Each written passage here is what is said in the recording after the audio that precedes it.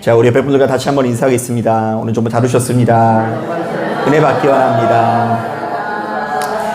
예, 감사합니다. 이 자리에 참석한 저와 여러분들의 심령 가운데 주께서 허락하시는 평안과 기쁨이 함께 하시기를 주님의 이름으로 축복합니다. 최근에 이제 저희 교회에 들어오는 길에 이 작은 변화가 생겼습니다. 그 교회 간판이 너무 오래돼서 이렇게 새롭게 제작을 했는데요. 제가 오다 가다가 너무 이뻐서 찍어보았는데요. 보세요. 어때요? 좀 이쁜 것 같으세요? 예, 낮에 보면 별로 안 이쁘고요. 밤에 보면 더 이뻐요. 밤에 보면 이렇게 이쁜데, 그런데 이제 저희 간판에 새롭게 디자인이 된 이 교회 로고를 자세히 보면 이런 문구가 나옵니다. 그 예진이라는 말 밑에 뭐가 써 있죠? 예수가 진리. 이것은 우리 교회가 예수가 진리된 교회인 동시에 사람이 생명을 누리기 위해서는 예수 진리가 필요하다는 메시지가 담겨져 있는데요. 자, 한번 따라 보겠습니다. 사람이 생명을 누리기 위해서는 예수 진리가 필요하다. 그러니까 이제 교회를 다닌다고 해서 다 생명을 누리는 것이 아니라 교회를 다니는 우리들이 무엇을 영접해야 된다고요? 예수 진리를 영접해야 된다는 이야기죠. 자, 오늘 우리가 읽은 본문은 그 예수가 진리된 교회인 예진교회를 다니는 성도님들에게 이 너무나 중요한 말씀이 담겨져 있는데요. 자, 크게 두 가지 메시지가 흐르고 있습니다. 자, 먼저 이 33절부터 34절을 한번 눈으로 보세요. 자, 이것을 보면 제자는 예수의 말이 머물러 있는 사람으로서 이런 사람들은 진리로 인하여 자유함을 누리게 된다고 말합니다.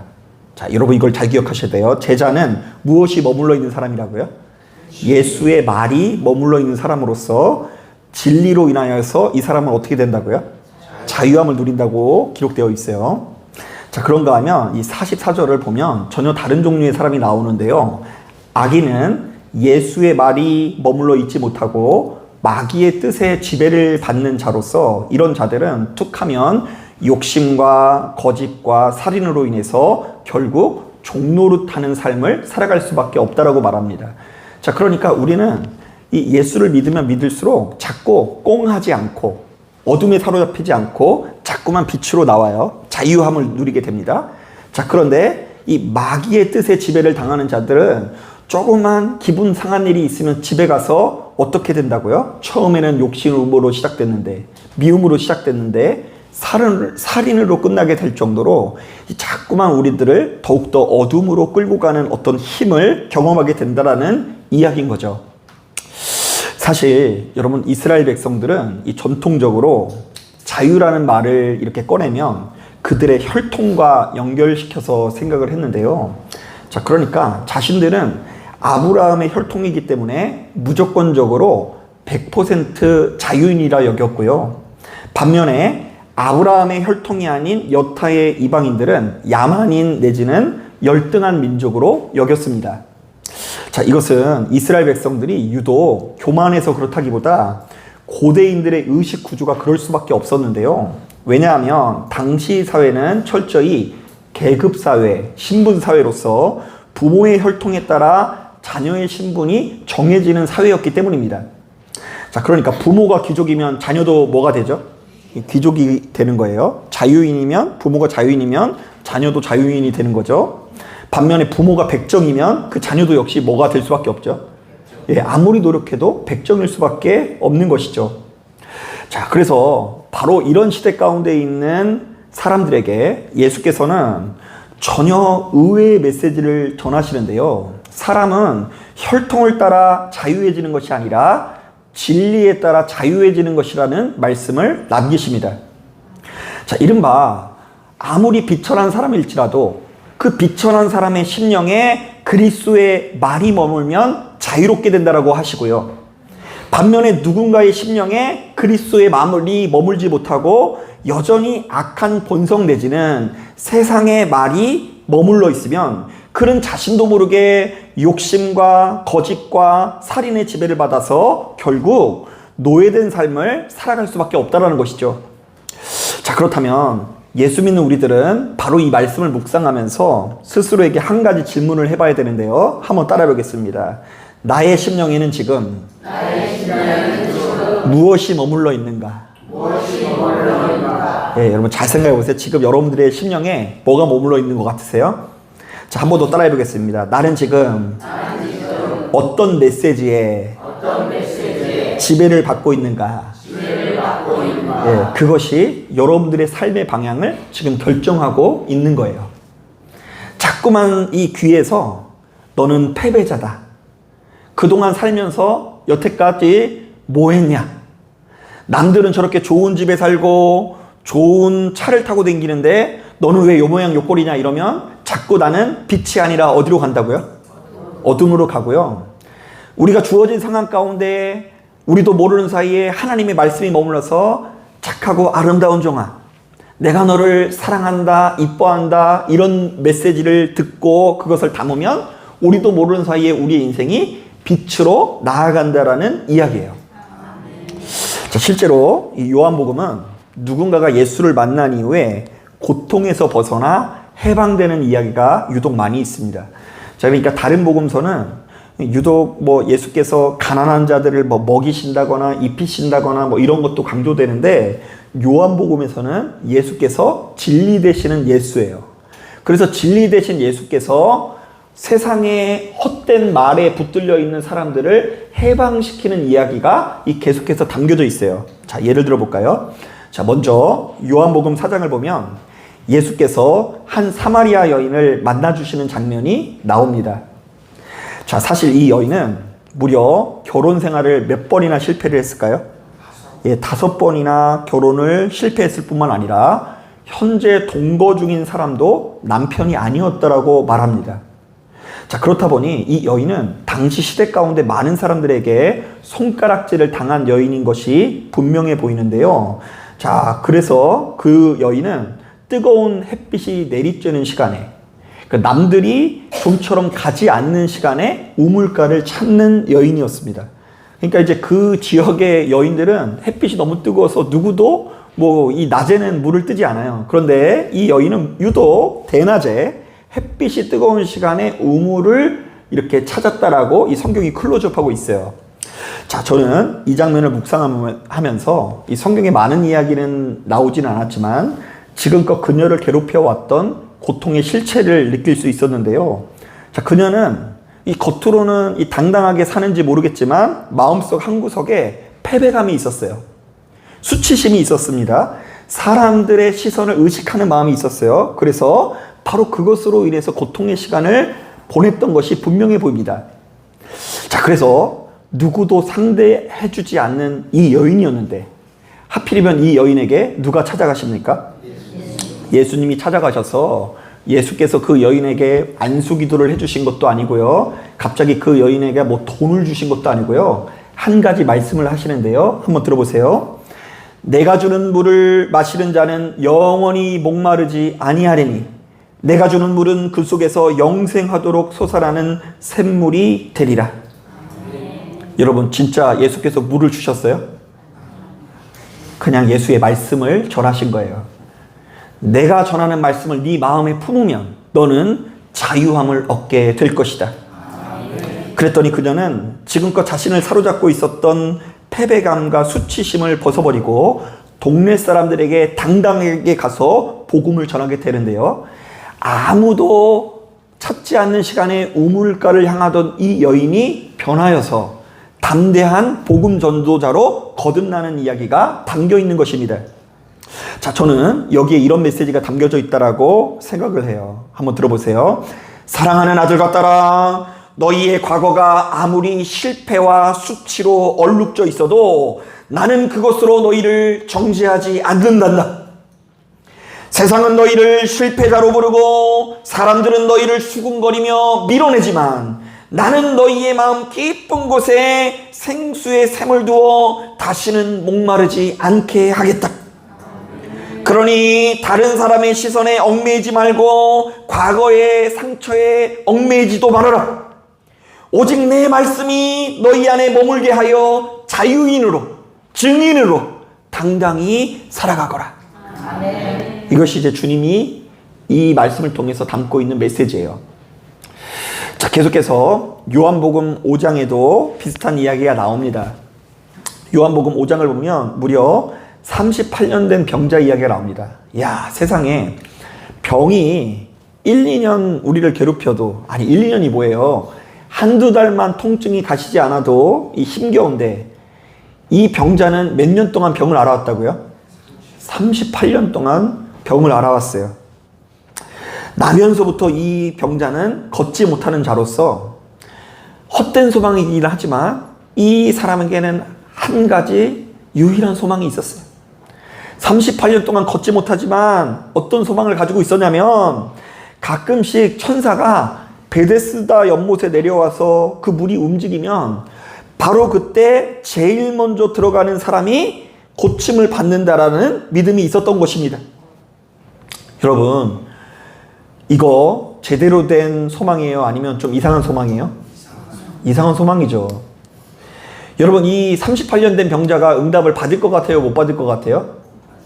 받을 수가 없어요. 왜냐하면 일단 천사가 내려와서 물을 움직이는 일이 없죠. 물이 만약에 움직인다면 그건 천사가 움직인 게 아니라 뭐 다른 일이 뭐가 있는 거예요. 그런데 물이 움직인 일이 없을 뿐더러 설령 움직인다고 할지라도 걷지 못하는 병자가 제일 먼저 들어갈 수 있어요? 없어요? 없는 거죠. 그러니까 무려 38년 동안 하나님께서 베푸시는 은혜를 소망하지만 단 한 번도 그것을 쟁취하지 못하는 고통이 있었어요.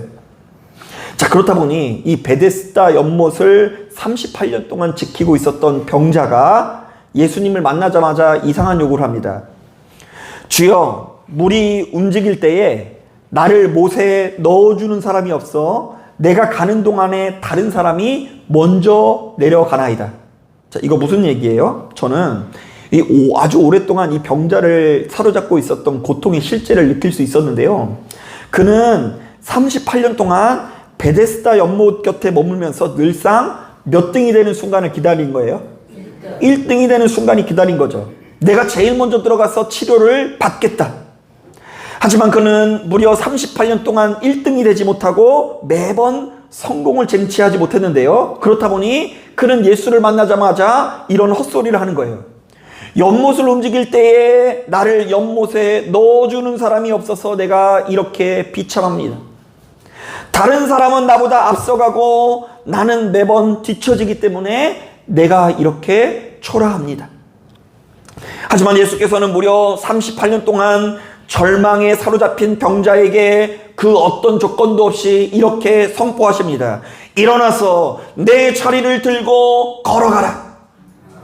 자, 바로 그때 이 한마디 말씀으로 지난 38년 동안 병자를 무너뜨렸던 고통과 괴로움은 사라지고 그는 일어나서 걷게 되는데요. 저는 여기에 담겨져 있는 메시지가 분명하다고 봅니다. 자, 한번 들어보세요. 사랑하는 아들과 딸아, 세상은 끊임없이 너희에게 1등이 되라고 한다. 세상은 너희에게 더 빨리 가라, 더 앞서가야 한다라고 속삭인다. 그러나 나의 자녀들아, 너희는 그 속삭임에 귀를 기울이지 말아라. 진정한 생명과 자유는 세상의 경쟁에서 오는 것이 아니다. 나는 모든 환경과 조건을 초월하여 너희를 사랑하고 내 말씀이 너희 안에 머물 때 참된 자유가 있다. 그러니 세상의 메시지가 아니라 나의 말씀에 귀를 기울이며 자유인으로 살아가거라. 아멘. 여러분, 1등이 아니어도 괜찮다. 남들보다 앞서가지 않아도 괜찮다. 남들보다 대단한 성과를 내지 않아도 괜찮다. 나는 모든 조건과 환경을 초월해서 너희를 아끼고 사랑하는 하나님이다라는 메시지가 주님께서 우리에게 남겨진 말씀이라는 거예요. 그 말씀이 우리 안에 머물러 있어야 돼요. 자꾸 세상 공격에 넘어지면 우리는 요동칠 수밖에 없습니다. 자, 하나만 더 해볼까요?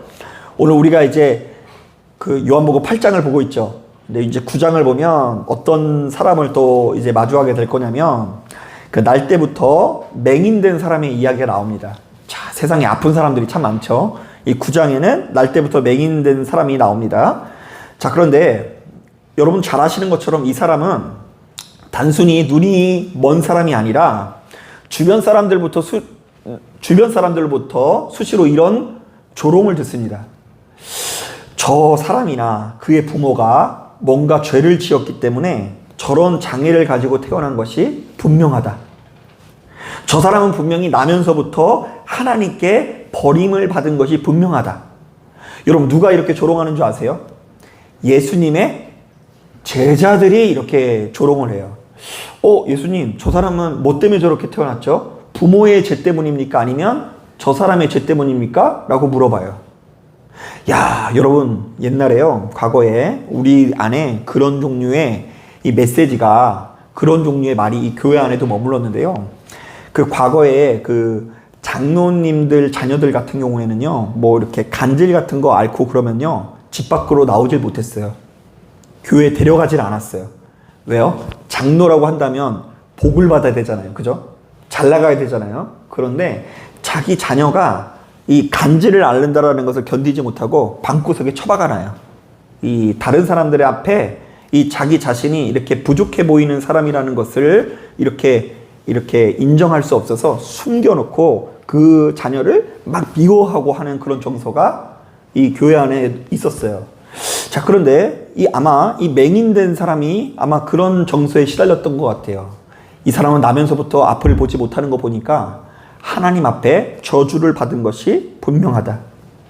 하지만 예수께서 바로 이런 상황 속에서 나면서부터 소경된 자의 눈에 진흙을 바르신 이후에 그에게 이렇게 말씀하십니다. 너는 실로암 못에 가서 씻으라. 자, 그러자 소경은 그 말씀에 순종하였고 마침내 눈이 열리며 빛을 보게 되는데요. 자, 저는 여기에 이런 메시지가 담겨져 있다고 봅니다. 사랑하는 아들과 딸아, 사람들은 너희의 아픔과 상처를 보고 너희를 죄인이라 정죄하고 낙인 찍을지라도 나는 결코 너희를 그렇게 보지 않는다. 내가 너희의 눈을 열어 어둠 가운데서 빛을 보게 하리라. 그리고 너희로 하여금 단순히 육체의 눈만이 아니라 영적인 눈을 떠서 이 고통의 한복판에서도 나를 바라보게 하리라. 그러니 너희는 세상 사람들의 정죄에 묶이지 말고 세상의 시선에 매이지도 말아라. 오로지 내 말씀에 순종하며 나를 믿는 믿음으로 살아갈 때에 너희는 참된 자유인이 될 수 있다. 자, 저는 지금 요한복음에 나와 있는 이 고통에 빠져 있는 누군가를 예수께서 해방시킨 이야기를 크게 세 가지를 언급했는데요. 저는 이 이야기들이 어쩌면 지금 이 시대를 살아가는 우리들의 이야기일 것 같다라는 생각이 듭니다. 여러분, 솔직히 우리 인생에도 이런 때가 있지 않습니까? 사마리아 여인처럼 나만 아는 이 과거의 실패 때문에, 수치심 때문에 고개를 들지 못할 때가 있어요, 없어요? 대답하지 않으셔도 돼요. 대답하지 않으셔도 돼요. 우리가 차마 과거에 경험했었던 여러 가지 그 실패와 수치심에 짓눌려서 여전히 나를 쥐어박으면서 살아가는 사람들이 있을 수 있어요. 또한 여러분, 이 38년 된 병자처럼 아무도 닥달하는 사람은 없는데 자기 스스로 세상의 경쟁 논리에 묶여서 이런 메시지에 시달리는 분들이 있어요. 나는 뒤처졌다. 나는 헛살았다. 나는 초라하다. 나는 실패자다. 나는 아무것도 이뤄놓은 것이 없는 패배자다. 자, 그런데 그거 대부분 주님의 음성이 아니라 누가 만들어낸 음성이라고요? 내가 만들어낸 욕심의 음성이고요. 세상이 여러분들에게 요구하는 메시지예요. 그것 때문에 여러분들이 그렇게 힘들어하는 것일 수 있어요. 그리고 혹시 날 때부터 맹인된 사람처럼 사람들의 정죄와 낙인 속에서 나는 안 된다. 나는 그야말로 저주받은 존재로서 그 누구도 나를 아끼고 사랑하는 자가 없다라는 이 초조한 마음을 살아가시는 분들이 있을 수 있습니다. 자, 바로 이런 상황 속에서 예수께서는 고통에 빠진 우리들에게 이렇게 말씀하십니다. 너희가 진리를 알지니 진리가 너희를 자유롭게 하리라. 이른바 예수 믿는 우리들이 우리를 아프게 하고 상하게 하는 세상의 말에 머물지 말고 하나님의 아들이신 예수 그리스도의 말에 머물면 우리는 참으로 자유인이 된다라는 것입니다. 바로 그때에는 우리의 비참했던 과거도 사라지고 처참했던 실패 경험도 사라지고 또한 사람들의 여러 가지 무시하는 시선들도 더 이상 우리의 삶을 파괴할 수 없게 되는 것입니다. 여러분 가만히 보면 세상이 말하는 성공과 성경이 말하는 성공은 전혀 다른 성공입니다.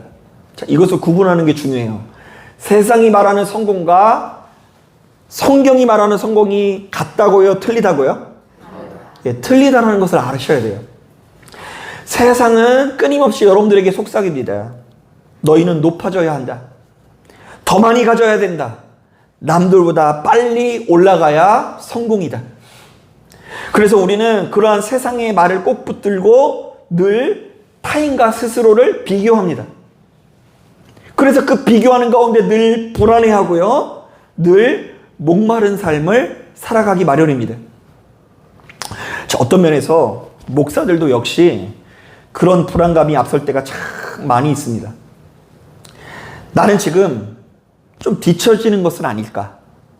나도 조금 더 커져야 되는 것은 아닐까? 나도 역시 조금 더 큰 교회로 전문 용어로 점프를 뛰어야 하는 것은 아닌가? 그 목사님들 사이에 그런 말이 있어요. 점프를 뛰어야 된다. 세상의 말은 우리를 이렇게 격동시킵니다.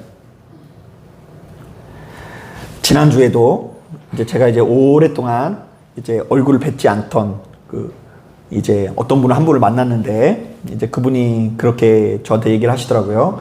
아우, 우리 최 목사, 내가 여태껏 목회하면서 가장 기대해야 하던 부교육자였는데 이제 지하에서 올라와야지. 그런 얘기 해가지고, 아유, 목사님, 저는 올라갈 생각이 없습니다. 그렇게 말씀을 드렸습니다. 그래서 최 목사, 내가 엄청 기대했던 사람인데 지하에서 올라와야지. 저는 올라갈 생각이 없습니다. 이런 대화를 나눴어요. 그러면 한번 큰 교회 가가지고 부목사 하는 게 어때? 아유, 큰 교회는 큰 목사들이 가야 됩니다. 저는 작은 목사라 별로 갈 생각이 없습니다. 이렇게 말씀을 드렸죠.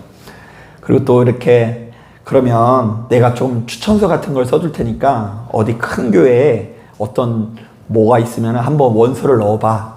이렇게 얘기를 해주셔서 아유, 저는 작은 목사라 큰 교회를 감당할 능력이 안 됩니다. 괜찮습니다. 이렇게 얘기하는데 제 마음에 요동이 진짜 하나도 없는 것은 뭐냐면 제 안에 그런 분명한 기준이 있기 때문입니다. 교회 규모가 크다고 해서 성공한 목사인 것은 사람의 시선이죠. 오히려 큰 교회 가면 머리 아픈 일이 더 많아요. 네. 그런데 큰 교회의 장점은 뭐냐면 부목사한테 시키면 돼요. 여러분 그런 얘기 들어보셨어요? 냉장고에 코끼리를 넣는 방법? 누구한테 시키면 된다고요? 부목사님한테 시키면 돼요. 그리고 큰 교회는 성도님들이 목사님을 만나기가 어렵다라는 장점이 있어요. 그래서 사고 쳐놓고 도망가 있으면 다 부목사님들이 해결하게 돼 있습니다.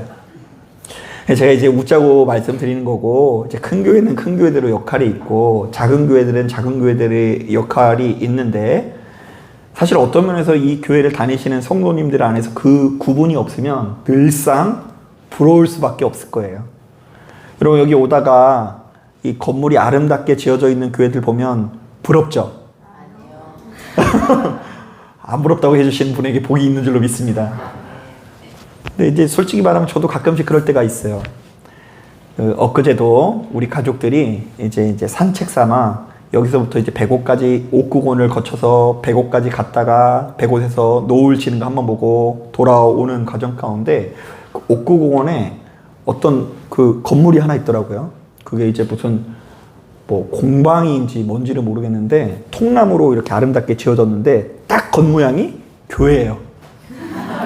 십자가만 딱 걸어놓은 교회인 거예요. 그래서 제가 사모님한테 그런 얘기를 했어요. 여보, 이거 교회 되면 금방 부흥하겠다. 왜냐면 그 옆에가 아파트가 쫙 있고, 그리고 그 공원 앞마당을 바비큐 파티장으로 쓸 수 있잖아요. 그리고 그 땅을 저한테 줘가지고 건물을 저한테 주면 그 건물이 한몫해가지고 굉장히 이렇게 성장할 수 있겠다라는 생각이 들었어요. 자, 그런데 또 그렇게 해놓고 나서 집에 와가지고 오늘 전할 말씀을 전해놓고 이렇게 한번 읽어보니까 제가 또 세상의 말에 놀아났다는 생각이 들더라고요. 야, 분명히 여기서 방금 전까지 세상의 말에 놀아나지 말고 하나님의 말씀의 지배를 받으라 이렇게 해놓고 그렇게 다 준비해놓고 가족들과 함께 100곳에 갔다가 돌아오는 길에 여기 교회 세우면 잘 되겠다 이렇게 말하는 게 우리 인간의 본성이라는 생각이 들었습니다. 자, 여러분, 우리는 세상이 말하는 기준이 아니라 예수님의 말씀 안에 거할 때 참된 성공을 거두는 자라는 믿음이 있어야 되는데요. 자, 한번 따라해 보겠습니다. 너희가 진리를 알지니 진리가 너희를 자유롭게 하리라. 예, 건물이 크다고 해서 여러분들을 자유롭게 하는 게 아니라 여러분들의 심령에 무엇이 머물 때에? 예, 진리가 머물 때에, 예수의 말씀이 머물러서 세상의 말을 이기는 역사가 나타날 때에 자유함을 누린다라는 이야기예요. 그때에 강하고 담대한 성도가 될 수 있는 거예요. 그래서 이제 여러분 막 저를 막 흔드시면 안 되고, 오히려 제가 막 흔들리거나 막 그럴 때 목사님 진리입니다 이렇게 얘기할 수 있어야 돼요. 제가 막 갑자기 막 눈에 뭐가 씌어가지고 우리 대출 한 30억만 받읍시다 이러면 아 목사님 뭐라고요? 진리라고 얘기를 해주셔야 되는 거예요. 다 은행의 권능으로 크게 짓는다고 능사가 아닙니다. 자, 바로 이런 상황 속에서 참 기감이 되는 이야기가 있습니다. 그 닉슨 대통령의 보좌관이었었던 이 찰스 콜슨이라는 사람이 워터게이트 사건에 이 책임을 지고 감옥 생활을 하는 동안 아주 독실한 크리스찬이 되어서 러빙 갓이라는 책을 쓰게 됩니다. 러빙 갓. 자, 근데 거기 보면 참 감동적인 이야기가 담겨 있는데요. 보리스 코른펠트라는 내과 의사 이야기가 나옵니다. 자, 이게 제가 좀 영어에 약하니까 짧게 보리스라고 할게요. 보리스라는 내과 의사가 나와요. 자, 이 사람은 정치 수용소에 있다가 그리스도를 영접하는데요. 그는 의사였기 때문에 수용소에 있으면서도 여전히 죄수들을 수술하는 일을 감당하게 됩니다. 일종의 재능 기부인 거죠. 이제 군대에서도 마찬가지인데요. 군대에서도 이제 너 사회에서 뭐 하다 왔어? 그러면 미대 나왔습니다. 이러면 축구장 줄 거야 되거든요. 축구장 이렇게 줄 거야 되고, 저도 이제 신학교 나왔다 그러니까 기도해보라 그러더라고요. 그래서 이제 60명의 고창 앞에서 열심히 기도했는데 저만 눈 감고 있더라고요. 근데 이제 수용소에서 아마 비슷한 일이 벌어졌나 봐요. 그 의사였던 사람이 이제 죄수들을 수술해주는 이렇게 그 업무를 담당하게 된 거죠. 자, 그런데 하루는 자신을 너무나 괴롭혀 오던 죄수가 자신에게 수술을 받으러 왔대요. 자, 그럼 절호의 기회예요. 그러면 이제 이 사람으로 인해서 하도 이 범죄자니까 나를 얼마나 괴롭혔겠어요? 이 사람만 없으면 내가 편해지는 상황이에요. 그러면 이제 의사만 아는 방법으로 혈관 봉합 수술을 마무리하면 그 간수는 아무도 모르게 주님 만나러 가는 거예요. 절호의 기회가 왔어요. 그런데 보리스는 이 수술을 집도하기 전만 하더라도 죽여버려야 되겠다 이런 생각이 들었는데, 수술하는 중에 자신도 모르게 기도가 나오더래요. 우리가 우리에게 죄진 자를 사하여 준 것 같이 우리의 죄를 사하여 주옵시고. 그러니까 내가 저 사람을 용서해야지 하나님께서 나도 용서해 주시겠다라는 메시지가 갑자기 흐르는 거예요. 그래서 내 마음에 안 드는 저 사람을 죽여버려야 된다라는 세상 말을 거절하고 하나님의 말씀에 붙들려서 그 사람을 정성껏 수술해서 고쳐주게 됩니다. 자, 뿐만 아닙니다. 그때부터 이 보리스가 전혀 다른 종류의 사람이 되는데요. 하나님 말씀에 붙들려 환자들의 급식을 끊임없이 도둑질하는 간수를 고발합니다. 자, 여러분 잘 보세요. 여기는 이제 수용소예요. 수용소. 러시아 수용소예요. 러시아 수용소에 끌려간 이 포로가 자신들을 다스리는 간수를 고발하는 것은 생명을 걸어야 하는 일이었어요. 자, 그런데 그것을 견디지 못하고 이 간수의 불의를 고발한 것입니다. 자, 그런데 보리스는 이렇게 위험천만한 일을 하면서 이상하게 마음이 평안해지고 엄청난 자유를 경험하게 되는데요. 왜냐하면 그는 세상의 권세가 아니라 주님의 말씀에 붙들린 자였기 때문입니다. 자, 결국 그는 이로 인해서 죽음을 당하지만 죽음을 당하기 전날 밤 자신이 이런 위험천만한 행동을 하는 이유를 한 청년 환자에게 고백합니다. 자, 뭐라고 고백하냐면 이렇게 고백했대요. 세상 사람들이 볼 때에는 나는 무모한 사람처럼 보일지 모르겠지만 내 안에 거하는 주님께서 나로 하여금 불의가 아니라 정의를 선택하게 하셨다. 자, 그랬더니 보리스라는 의사에게 들은 이 고백으로 인해서 그 청년 환자도 역시 주님의 말씀에 붙들린 사람이 되는데요. 자, 바로 이 청년 환자가 노벨 문학상을 수상한 알렉산더 솔제니친이라는 사람입니다. 그래서 그도 역시 세상의 힘과 권세가 아니라 주님의 말씀에 붙들려 일평생 불의와 싸우게 되는데요. 특히 소련 강제 수용소의 참상을 폭로하면서 그곳에 억압된 수많은 사람들을 대신해서 담대하게 진실을 외치는 자에 서게 됩니다. 그래서 세상 사람들이 이 사람이 가지고 있는 의로움을 칭송하면서 노벨상을 준 거예요. 자, 사랑하는 여러분, 다시 한번 말씀드리지만 세상의 말은 끊임없이 우리를 흔들리게 합니다. 여러분들 흔들리는 이유는 가난해서 흔들리는 게 아니라 세상의 말에 붙들려서 흔들리는 거예요. 여러분, 우리가 이렇게 초조하고 불안한 이유는 내가 못나고 부족해서 그런 것이 아니라 세상의 말에 붙들리니까 그렇게 초조하고 불안한 거예요. 이 세상은 끊임없이 우리로 하여금 비교하게 만들고 낙심하게 만들고 나를 굉장히 한심한 사람처럼 느껴지게 합니다. 자, 그래서 많은 이들이 이러한 말에 붙들려 자유를 잃어버리고 불안과 두려움 속에 살아가기 마련입니다. 자, 그러나 주님의 말씀은 우리를 참된 자유로 이끄십니다.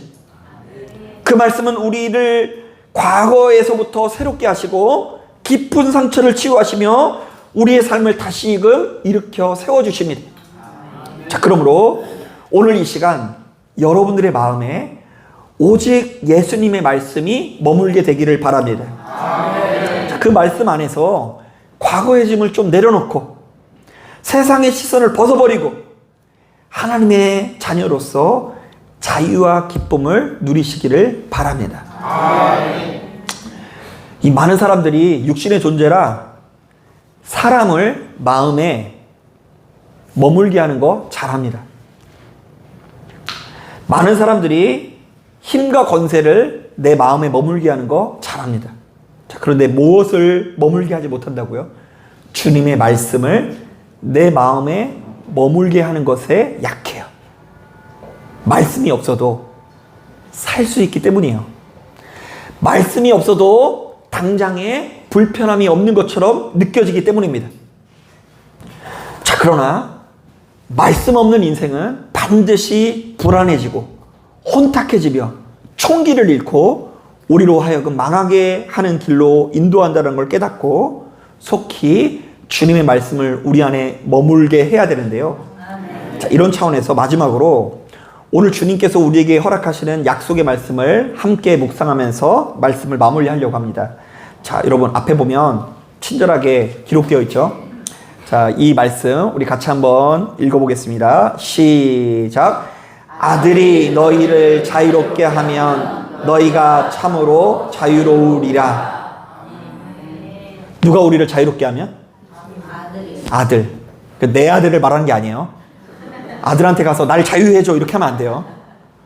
하나님의 아들 예수 그리스도가 나를 자유롭게 하면 내가 자유로워지는 거예요. 그리고 여기는 나오진 않았지만 아들이 나를 의롭다 여겨주시면 내가 어떻게 되는 거예요? 의로워지는 거예요. 아들이 나를 향해서 너는 부유하다. 그러면 그냥 부유한 줄 믿으셔야 돼요. 자꾸 보면서 아닌 것 같은데 저 사람이 나보다 더 부유한 것 같은데 하시면 안 돼요. 그냥 아들이 나한테 너는 참 부유한 자구나 이러면 그냥 그렇게 믿으셔야 되는 거예요. 그 말을 내 마음에 머물면 그것으로 인해서 우리가 생명을 누리게 될 줄로 믿습니다. 자, 기도하겠습니다.